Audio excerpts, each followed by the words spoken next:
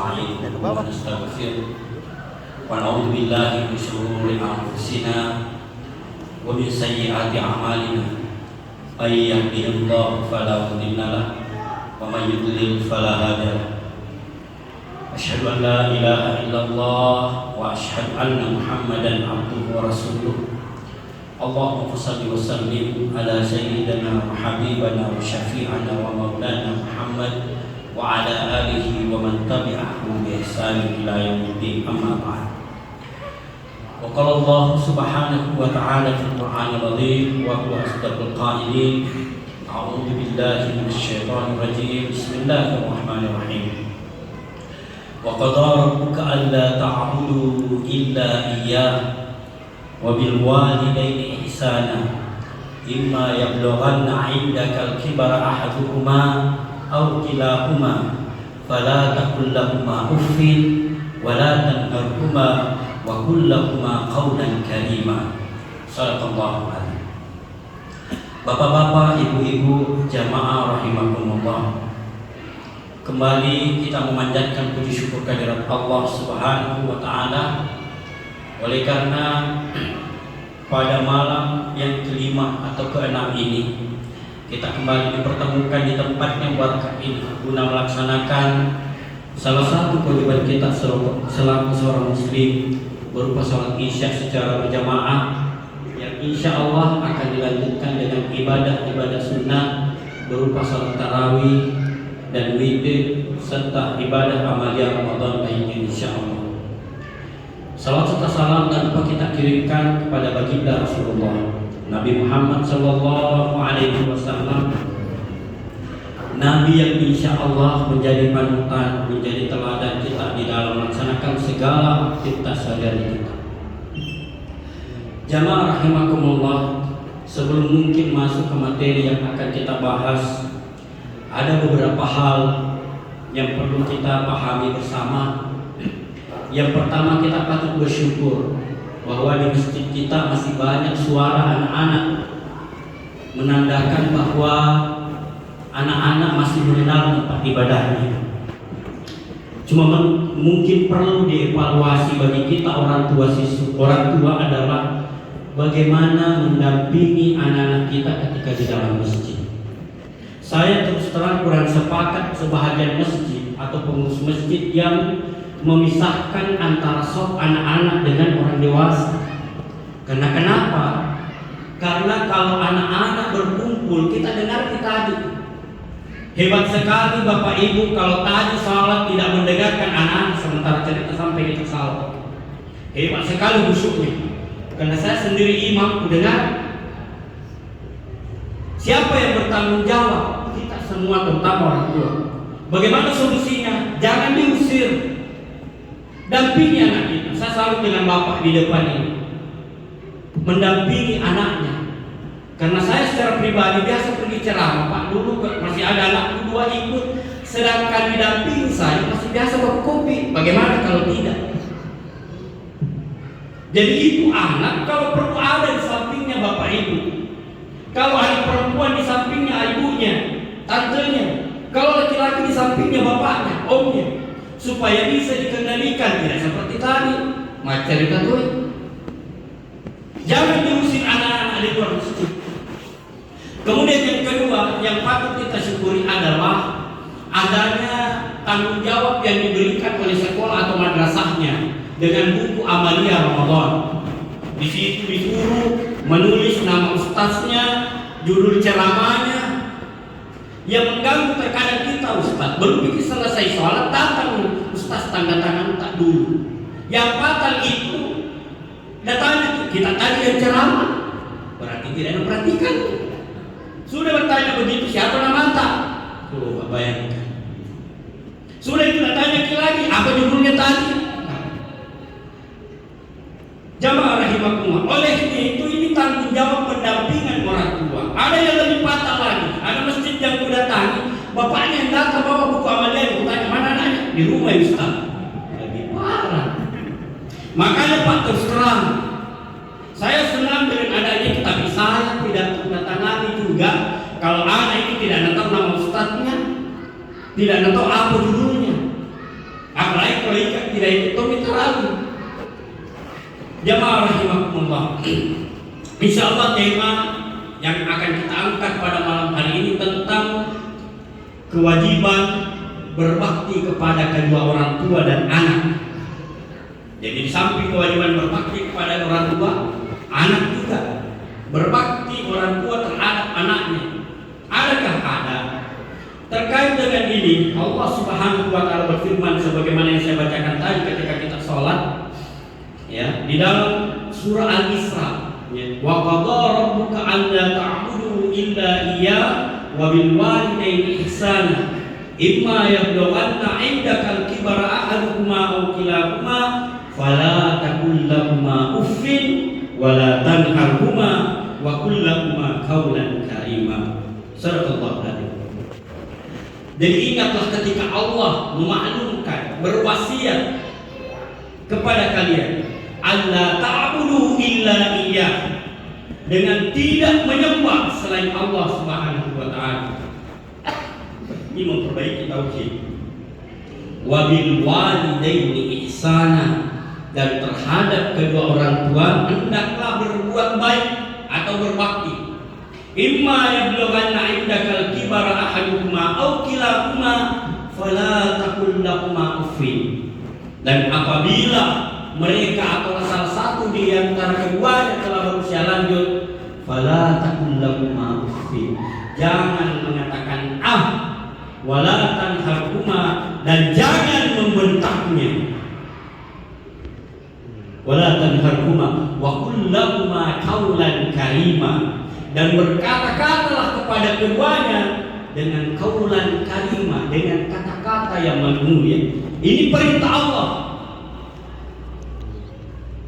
Jamaah rahimakumullah. Terkadang kalau kita ditanya siapakah orang tua itu, kita diperintahkan berbuat baik. Yang pertama itu adalah kedua orang tua kita yang menjadi penyebab adanya kita. Siapa itu? Bapak kita dan ibu kita. Ya, kemudian siapa lagi? Bagi yang sudah berkeluarga, mertua kita, mertua laki-laki, mertua perempuan. Siapa lagi? Guru kita yang pernah mengajari kita. Maka mereka itu adalah orang tua kita. Perkara ini begitu sakral ternyata, akan tetapi begitu banyak di antara kita yang mengabaikan bahkan melanggarnya. Sementara pesan baginda Rasulullah Sallallahu Alaihi Wasallam di dalam Al-Quran yang tadi sudah jelas, wala taqul lahumā uffin wala tanharhumā. Ada dua perbuatan yang sudah jelas-jelas dilarang oleh Allah, tapi biasa dilakukan, padahal dosanya luar biasa besarnya. Apa itu? Mengatakan dan yang kedua membentaknya. Ketahuilah Bapak Ibu sekalian, membentak orang tua atau membangkang dari perintah kedua orang tua kita itu dosanya, ini dosanya Pak. Andaikan ditimbang dunia beserta isinya, masih lebih berat dosanya membangkang, membentak orang tua daripada dunia beserta isinya. Dan siapa yang banyak melakukan ini? Orang anak yang sudah menjadi orang tua. Artinya sudah punya anak, masih hidup orang tuanya, seenaknya membentak orang tuanya sebagaimana dia membentak anak-anaknya. Dan itulah nanti yang akan terjadi pada diri kita, apatah lagi membentak orang tua di depan anak-anak kita. Ini banyak terjadi Pak. Sementara Nabi sendiri mengatakan dosanya lebih dahsyat, lebih berat daripada dunia beserta. Timbang itu dunia beserta, jangan di dunia ini saja tiangnya masjid besarnya timbang berapa kilo. Ini baru tiang masjid. Bagaimana dengan dunia beserta isinya? Nah, membentak saja orang tua dosanya dahsyat luar biasa. Ini membentak satu kali. Bagaimana kalau dua kali? Bagaimana kalau tiap hari? Sholatmu tidak sanggup untuk menutupi itu. Jamaah rahimakumullah, ketahuilah bahwa tetesan air mata kedua orang tua kita gara-gara perbuatan kita yang menyakiti hatinya itu tidak akan terampuni sebelum menetesnya air mata ampunan dan bahagia orang tua gara-gara kita. Bukan hanya sebatas maafkan Kak Mama, Maafkan kak ibu, setelah lebaran datang mencium tangan, biar kau jilat kakinya, tidak akan diampuni oleh Allah. Sebelum meneteskan air mata bahagia orang tua kita, sebelum meneteskan air mata kesenangan gara-gara kita. Selamanya mana paling sering kita meneteskan air mata orang tua karena perbuatan jahat kita kepadanya, ataukah membuat air matanya menetes karena membuat mereka bahagia? Jemaah rahimakumullah, ini yang banyak terjadi Pak. Yang banyak melakukan kedurhakaan bukan anak-anak kecil, bukan anak-anak SMA, tapi kita yang sudah menjadi orang tua. Kita selalu menuntut anak kita berbakti kepada kita, sementara kita memperlihatkan kepada anak-anak kita kedurhakaan terhadap kedua orang tua kita. Ini banyak terjadi Pak. Orang tua masih hidup diperlakukan seperti babu, diperlakukan seperti binatang. Siapa orang tua itu? Kedua orang tua kita. Siapa kedua orang tua kita? Kedua mertua kita. Ada yang menganggap itu kan bukan orang tua saya, itu orang tua istri saya. Yang wajib bertanggung jawab dan berbakti itu adalah istri saya. Hati-hati. Yang melahirkan istri bapak, yang melahirkan bapak, suami ibu adalah mertua kalian. Kedudukannya sama dengan orang tua kita, walaupun bukan dia yang melahirkan kita, tapi dia melahirkan ibu atau bapak dari anak-anak kita. Dan ini juga terkadang dipandang enteng. Padahal seharusnya ada timbal balik. Bagaimana kita menghargai orang tua kita, begitu juga kita menghargai orang tua dari pasangan kita. Apatah lagi seorang istri, maaf saja. Ada terkadang ini yang banyak terjadi. Istri lebih kurang ajar terhadap mertuanya ketimbang suami kurang ajar terhadap mertuanya. Maaf saja. Dan ini juga banyak diangkat, saya lihat di sinetron. Lihat nanti siapa yang paling banyak? Perempuan itu. Tersinggung memang bikin kalau ada perempuan tersinggung. Apakah mertua dari suami juga tidak ada, banyak juga, tapi lebih banyak. Sama juga kalau kita, siapa yang paling banyak di neraka, laki-laki atau perempuan? Yang paling banyak perempuan. Laki-laki banyak atau tidak? Banyak juga. Begitu logikanya. Dan ini juga perlu dipahami seorang wanita, bahwa andaikan ada orang yang harus disembah setelah Allah, maka suamilah yang harus disembah. Tapi tidak ada, dan tidak ada perintah. Itu begitu pentingnya menaati suami. Apatah lagi yang terkait dengan suami. Siapa dia? Kedua orang tua dari suami kita. Jadi kalau ada seorang istri, seorang wanita yang mengabaikan mertuanya, orang tua dari suaminya, maka yakin dan percaya tidak akan diterima ibadahnya. Ya, bagaimana dengan kita? Makanya saya selalu mengingatkan kita semua, termasuk istri saya. Cuma terkadang saya malu sendiri karena beliau lebih memuliakan mertuanya daripada saya. Kenapa tadi ketika sholat suaraku lemah, tidak selantang ketika ceramah? Ada dua sebab. Yang pertama murid-murid kata rokok-rokok. Yang kedua ayat itu tadi ketika direnungi, Pak, baca sebentar di rumah. Baca di rumah itu tafsirnya juga bagaimana. Begitu ngerinya yang namanya bakti kepada orang tua dan durhaka kepada kedua orang tua. Dan pelakunya siapa? Selalu saya katakan pelakunya yang paling banyak adalah kita yang sudah menjadi orang tua, yang masih banyak yang masih orang tua. Yang fatalnya lagi kita lihat, berikan contoh kepada anak-anak kita, marah-marahin orang tua, marah-marahin mertua di depan anak-anak, atau memperlihatkan wajah yang tidak senang terhadap orang tua, memperlihatkan wajah yang tidak senang terhadap mertua di depan anak-anak kita.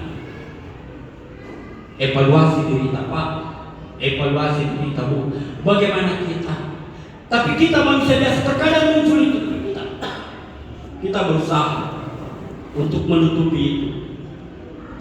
Adapun terkait dengan mungkin ada perbuatan mertua kita yang mungkin tidak nyaman pada kita, lebih baik kita diam daripada membantah. Lebih baik kita diam daripada membantah. Begitu juga terhadap orang tua.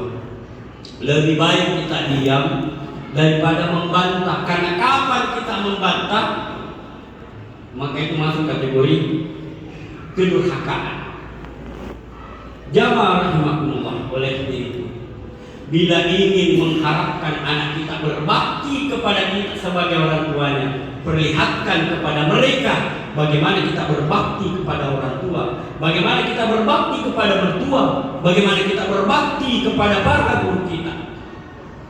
Ada kata-kata hikmah mengatakan, mucalla lagi litimpa lajana bulana gurumu, termasuk ni adorakan. Engkau menghina, meledek timpa laja bola, artinya ada ujung rumahnya gurumu, itu sudah bahagian dari kedurhakaan. Itu ujung rumahnya saja dicela, sudah termasuk kedurhakaan. Bagaimana kalau pakaiannya, bagaimana kalau pribadinya yang kita cela? Ini guru, bagaimana dengan orang tua kita, bagaimana dengan mertua kita? Apatah lagi berkata-kata kasar, maaf saja. Dan yang paling banyak melakukan kata-kata kasar terhadap orang tuanya adalah anak yang sudah jadi orang tua. Terkesan komunikasinya terhadap orang tuanya disamakan komunikasinya dengan anaknya. Kau. Ingat, dalam budaya kita orang Bugis Makassar, saya orang Bugis. Kalau ada anak mengatakan kepada orang tuanya kamu, kau, itu kedurhakaan. Bagaimana dia? Ini orang Bugis, saya orang Bugis, Pak. Jadi kalau ada anak mengatakan kepada orang tuanya, ibunya, mertuanya, kamu dari mana? Kau dari mana? Termasuk ini adorakan. Setahu saya juga Makassar juga begitu. Ikau. Budaya kita di sini orang Bugis Makassar, kita diajarkan dari mana kita ikat ini. Itulah kata-kata bijak, itulah adat. Al-adatul muhakkamah dalam kaidah usul. Adat itu bisa dijadikan sebagai landasan hukum. Makanya disinilah perlunya Bapak Haji sekalian, kehati-hatian kita di dalam berkomunikasi, terutama terhadap orang tua kita, terhadap mertua kita. Jangan dipandang enteng perkara ini. Saya ulangi, jangan dipandang enteng perkara ini. Biar tidak kita hitam gara-gara sujud, biar jenggotmu mau sampai di lututmu, biar celana tak gantung sampai di lutut. Kalau kedurhakaanmu terhadap orang tuamu, mertuamu, gurumu, maka ibadahmu tak bernilai. Saya ulangi, biar tidak hitam karena sujud, biar jenggot sepanjang apapun, biar celanamu tergantung bagaimanapun kau melaksanakan sunnah, tapi kamu durhaka kepada orang tuamu, kamu durhaka terhadap mertuamu, kamu durhaka terhadap gurumu, jangan harap kamu dapat berkah dalam hidupmu. Lebih dan kurangnya mohon dimaafkan. Wallahu muwaffiq ila aqwamit thariq. Wassalamualaikum warahmatullahi wabarakatuh. Waalaikumsalam.